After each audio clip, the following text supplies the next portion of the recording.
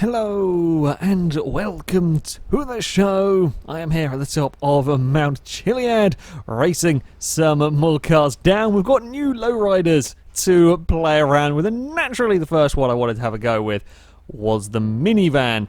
Yep, this can be turned into a lowrider. It is absolutely ridiculous. I couldn't quite get it to do bunny hops. I didn't quite want to go, and that's more like it. Some decent height from it. We can't get any fire spitting from the exhaust. Sadly, there's plenty of modifications. You can see the crazy sort of interior or boot area. I don't know what to call it at the back. Lots of speakers, lots of neons. Yeah, while it's got lots of customization, it's a very cool thing to mess around with and so on.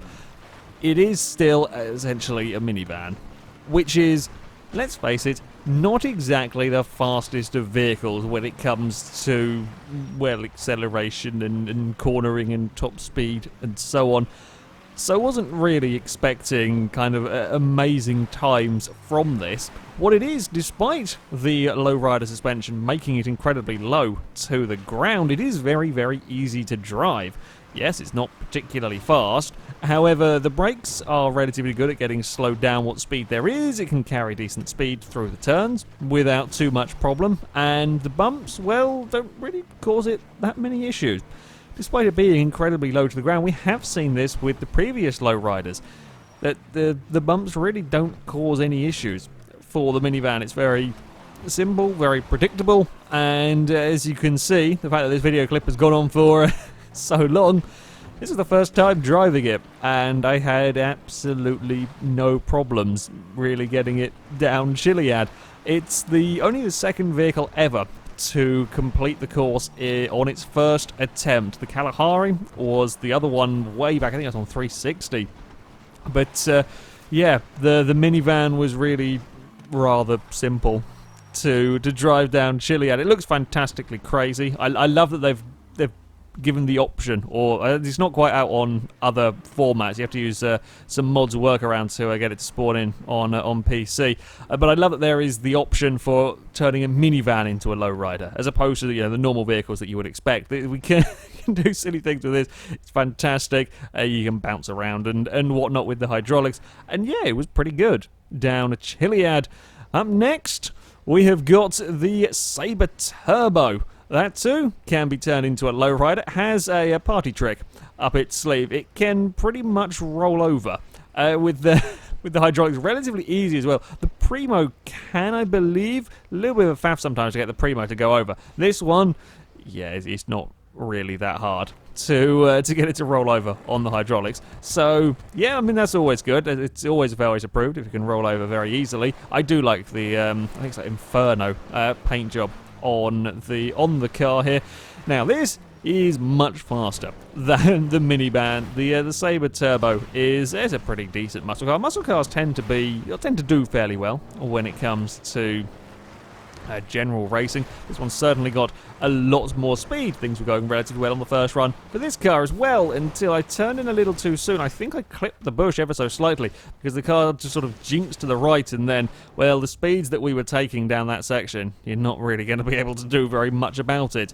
I think it might be the first car to actually come to a rest on this particular part of the course. Not very often cars get stuck up that particular part. The oversteer was quite noticeable on this, having gone from a rather slow minivan to quite a fast muscle car. Yeah, this was a lot livelier. It was relatively easy to get yourself into trouble, and it was to do with spinning up the rear wheels and asking too much of the car. Not so much to do with it being low to the ground. I wonder if being low to the ground, certainly with the giant front sort of splitter, may have caused it a little bit more issues with the bushes and so on. But it rode across the bumps without too much problem, which again is surprising for a car so low to the ground. The main issue I was having was trying to use that little bit too much throttle, trying to carry out too much speed, and just managing to spin the car again. The rear end letting go. Certainly not the most spectacular that we have seen at all as far as crashes go, because 90% of them were just managing to spin the car. did get things a bit wrong across the fast jump. Again, it wasn't a particularly spectacular crash, just a little bit of a bounce up on the landing. And then, yeah, again, we've seen countless times that jump there is one of the most dangerous areas, one of the places that often causes huge crashes, or with cars bouncing up at the landing relatively high speeds and the track curves away, so they're going to go soaring off into the scenery.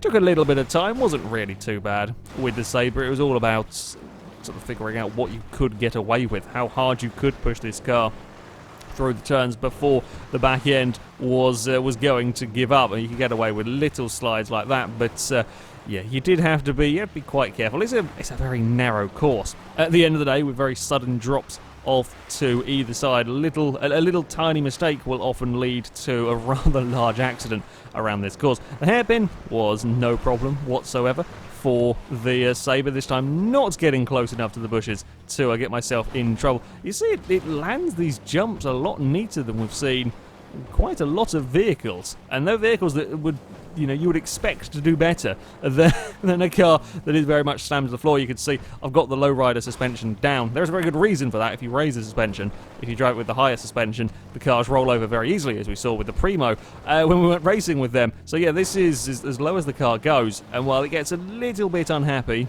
across that section, it's nothing major across these bumps. So despite being almost scraping the ground for a lot of the course, it's absolutely fine to deal with these bumps. It was the oversteer that you really needed to watch out as we round the final corner, run to the line, we get a big wheelie and land it quite neatly, eventually coming to a stop. Unfortunately, we did lose the front fender. Yeah, I like the Sabre Turbo. I think it's yeah, I've always liked the car as a lowrider. I think it's a really rather great vehicle. I love the paint job. I think it works really well with the purple. I didn't intend it to be purple. That's kind of the colour the game wanted it to go in. So I left it because I thought it looked pretty cool. I may have managed to completely and utterly screw up the parking job as well. I was trying to do sort of a handbrake turn and park it, and then we managed to get it wedged. Like, I couldn't get the car going forward, so I decided best idea would be to bounce around on the hydraulics and mess about with the car. Then things start going a little bit more wrong as we slide down through a ditch and then get really stuck.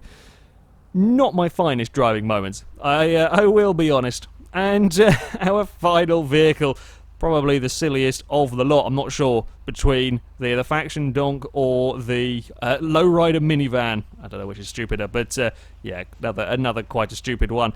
I'm quite impressed by the suspension. You can't bounce it around and tip it from side to side. It would be quite funny if you could. You can't. You can kind of lean the vehicle and so on.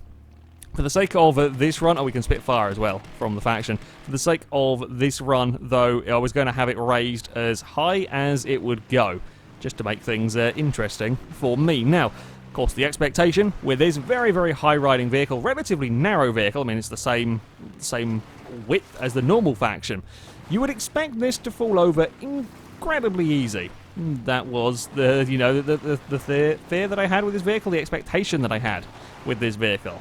However, that is not the case. This does not actually want to roll over particularly. Certainly not sort of clipping corners and so on, carrying high speed through turns. It doesn't really want to roll over. Of course, you fall off the mountain and it's going to go for a little bit of a tumble. But yeah, it doesn't simply just roll over going around a corner at high speed as I would expect. I also love how you could just see in the distance the bits of bodywork are racing themselves down the little valley over there. So yeah, the suspension was very good at keeping the car sort of level. It was quite bouncy, and that could get it into trouble. So while it could survive, it had kind of quite good articulation, not quite rock crawler level, but it was pretty damn good at keeping the car pointing in the right direction. But if you took a big hit, a big landing, it bounced the car up in the air, and that's when you started falling off down the side of Chiliad, where I couldn't quite slow the car down in time. I was curious to see what this car would do if you tried to take this jump down here flat out. Nope, it doesn't quite... it doesn't quite work. I thought it was worth a try, because I wasn't quite sure how the suspension was going to react, but it does just launch it straight back up into the air. I was kind of hoping it was going to soften the blow, but no, it doesn't work. It was worth a try, though, and quite amusing trying it. The hairpin, I turned in a little too soon here, and you see what I mean by it can get away with some ridiculous stuff without falling over. Not quite sure how that one... So I've done many a stupid thing of that happen in rolled cars, but the donk that you would expect to fall over so easily is absolutely okay. The real big problems, that jump in particular, and then the soaring off down this side of the mountain, that caused many problems for the faction. Just sort of the ferocity of the landing and bouncing the car up and then firing it down here, and then you can't stop it. Then once it started going down here, until you get to these trees, we kind of catch a lucky backflip that kills most of the momentum. But yeah, once you start going, you're not going to stop it. The brakes aren't that good, and the chances are, as soon as it hits the ground, it's going to bounce back up into the air, and then of course you've got no wheels on the ground, your brakes aren't going to be doing anything anyway. So yeah, was a little bit of a pain. It actually took quite a long time to have a kind of roll with the car. That was the first time that would actually see it go for a roll, and that was kind of bouncing along and clipping a rock. It wasn't a full roll though. It's they only kind of scraped into a rock. So yeah, it was not quite what I was expecting. Another landing and another problem. This time it was a full spin. It stayed pointing just about in the right direction by the end of it, but that was the much bigger concern with this. Slightly disappointing from my point of view. Second to last corner, this one was quite annoyed. Hit the bumps, and again it was just an immediate spin the car around. You just can't do anything to get it under control. It took a little bit of time to get the hang of this vehicle, certainly, as the suspension didn't quite behave in the way that I expected it. Not necessarily bad, but yeah, it took a little bit to get used to. The brakes were not fantastic on this car. They weren't too bad, but yeah, they certainly weren't the best that we've seen. Acceleration is okay. From this, it's got, you know, half decent acceleration, but it's nothing particularly special. The main issue is that while you can attack these corners, the corners on the flat and level, you got not too many problems with. A big two-wheeled moment, but we can keep it all together and carry on. It's the it's the bumpy stuff really that is hugely problematic. Got to be very slow. You've got to make sure you've got the car sorted out before it gets to these turns, because as you see there, it's so easy to get that little bit carried away.